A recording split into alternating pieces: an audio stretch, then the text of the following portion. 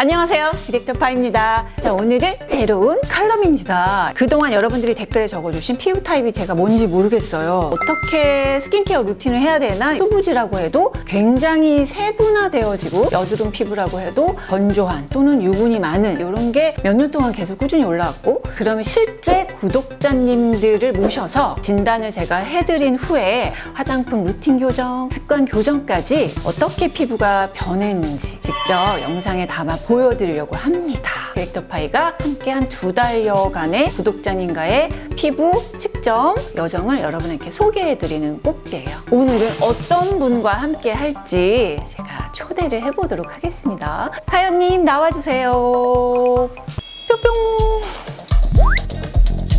안녕하세요. 28살 안가연이고요. 피부에 유분이 너무 많고 트러블도 많이 나고 정말 심하게 날 때는 모낭염까지 나는 피부거든요. 일단 처음에 산도를 측정했을 때 지금 결과치가 보면 이제 6.1 정도로 나왔어요. 6.5 미만까지는 괜찮은 피부로 보시면 되고, 산도 면에서는 안정된 정도였습니다. 색소 침착 지수가 이 20대 나이에 비해서는 굉장히 높게 나왔어요. 본인은 아마 못 느꼈을 거예요. 근데 이걸 그대로 놔두게 되면 30대 가면 굉장히 진해지고 오히려 여드름은 줄어들고 색소 침착 때문에 고민이 생길 수가 있어요. 유수분 밸런스 측정을 했을 때는 U존과 T존이 모두 유분이 높고 수분도 높은 타입. 근데 건조한 부분도 있다고 하지 않았어요? 볼에 건조함을 느끼면 각질이 일어난다고. 체크를 해보면은 수분감은 40 이상이 나오는데요. 우와, 신기해. 볼과 T존이 똑같아. 처음이야. 진짜. 나는 그냥 건조한 것 같아. 이런 느낌일 거예요. 그런데 유분이 높은 편이기 때문에 가연님은 유분을 낮춰주면 전반적으로 피부 상태가 되게 편안하고 피부가 좋아져요. 그래서 그러면 가연님한테 이제 루틴을 그대로 하던 방식 찍어주세요 라고 해서 찍어오셨거든요. 그 영상 보면서 같이 얘기를 해볼게요. 자. 보통 때는 그냥 물세안만 하는 편이었어요. 아침에? 네. 어떻게 알았어, 물세안 하는 거? 예전에 영상 보고 그렇게 하는 게 좋다 그래가지고 유분이 많을 땐 클렌징 폼을 이용해서 했고요. 네, 지금 너무 찡그리고 했어. 물세안인데. 저는 살살한다고 생각하는데도 고양이처럼 저는 이렇게 거울 보고 물만 묻혀서 닦아요. 자고 일어났을 때 땀이나 피지, 노폐물 같은 거나 그것만 걷어내는 거라서 박박 문지를 필요가 없어. 이제 집에 들어와서 클렌징 계속 연결되는 얘긴데 립앤아이 리무버를 해서 바로 즉석에서 지우고 있잖아. 네.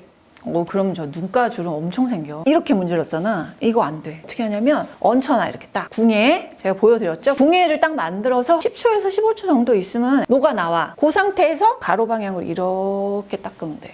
와, 엄청 많이 닦는다. 2, 3분 정도 닦은 거죠? 네. 클렌징 워터로만. 네. 자극을 받아도 화장품이 남는 것보다는 낫다 이런 생각이 들어서. 그게 아마 대부분의 생각이실 거예요. 클렌징 폼도 엄청 강하게 닦는구나. 찡그렸어. 저봐, 많이 찡그리는 편이에요. 눈 따가워요? 세안할 네, 때? 저 제품 특히 따가운 편이에요. 눈이 따가워서 네. 그랬구나. 그럼 3차 세안을 했네요. 네. 립앤아이 리무버, 클렌징 워터, 클렌징 폼까지. 네. 아침 세안, 가볍게 폼 세안을 하되 너무 많이 문지르는 습관 고치기. 클렌징 워터 후에 사용한 닥터 브로너스를 이젠트리로 피지를 좀 더 줄이는 클렌저로 제가 바꿔드렸어요. 원래 저렇게 해요? 의식한 거 아니고? 평상시에? 네. 가연님은 구독한 지 지금 몇 년 됐죠? 한 3년? 진짜? 네. 구독쟁이. 그러다 보니까 사실 좀 모범생인 편이에요. 아니, 지금 수분크림 바르고 있는데 지금 저 피지오겔도 제가 비파 추천템이 맞기는 해요. 순하고 좋은 제품이긴 한데 가연님한테 완전 안 맞아. 왜냐면 쟤는 유분이 많은 수분크림이에요. 건성이나 유존이 수분이랑 유분이 많이 같이 건조한 피부가 있어요. 그런 분들은 발라도 되는데 지금 가연님은 여기가 됐다 촉촉해. 근데 여기다가 유분을 더 갖다 넣어준 거잖아요. 그러니까 트러블이 계속 줄어들지 않는 상태가 되는 거죠. 솔루션 한번 볼까요? 얼굴 전체적으로 좀 유분이 많은 편이라 일단 피지오겔 페이셜 크림은 스킵. 너무 당기는 느낌이 든다. 그런 날만 바르고 데일리 루틴에서는 스킵해라 라고 말씀을 드렸습니다. 핫패드를 추가를 드렸어요. 여드름 부위와 T존 관리는 따로 하라는 의미인데요. 이게 보통 난 지성이야 그러면 얼굴 전체 유분을 빼는 관리를 주로 스킨케어 루틴을 많이 하세요. 그러면 어떻게 되냐면 수분까지 너무 떨어져요. 그래서 이제 바하패드로 요 여드름이 많이 나 있는 볼 가장자리 부분, 그리고 T존의 블랙헤드, 요것만 유분을 줄여주세요라고 솔루션을 드렸습니다. 메이크업 루틴을 한번 볼까요, 그러면? 일단 프라이머 제품을 발랐어요. 근데 그게 모공이 뭘로 채워지는 건지는 아시죠? 실리콘.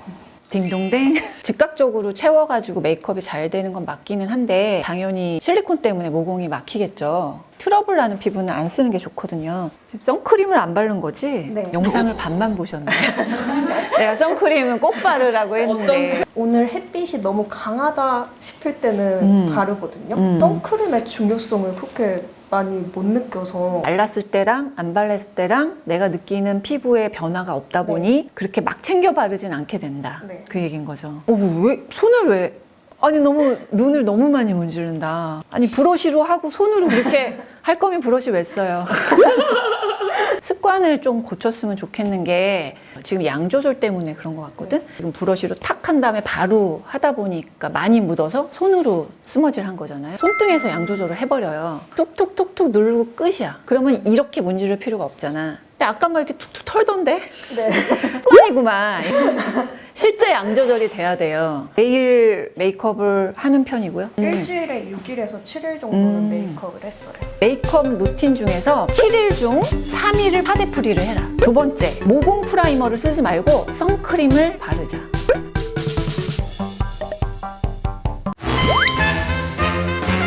습관 영상도 한번 볼게요. 이게 어디예요? 오목교의 목동포차라고 음식을, 매운 음식을 좋아하나 봐요. 하루에 한 끼 많이 먹으면 두 끼까지도 먹는 날도 있어요. 아, 금요일 날에도 매운 치킨이랑 맥주랑 토요일 날, 오돌뼈랑 닭발이랑 소맥을 먹었고 일요일 날 응, 어제 볶음면이랑 맥주 한 캔을 먹었습니다. 그러면 괜찮아요? 몸 상태는? 다음날 진짜 속이 뒤집어지거든요. 진짜 근데 그 정도면 피부 자체 트러블도 영향이 있을 것 같은데. 영향이 많을 것 같아요. 근데 유분이 높은 편이기 때문에 매운 걸 먹거나 스트레스 받거나 환경이 바뀌면 지금 이 부위에 여드름이 바로 나면서 그게 환홍으로 가거나 아니면 그냥 착색이 되는 상태로 몇 년 지나온 거예요. 맵고 짠 음식과 밀가루 음식을 횟수를 좀 줄여달라 요청을 드렸습니다.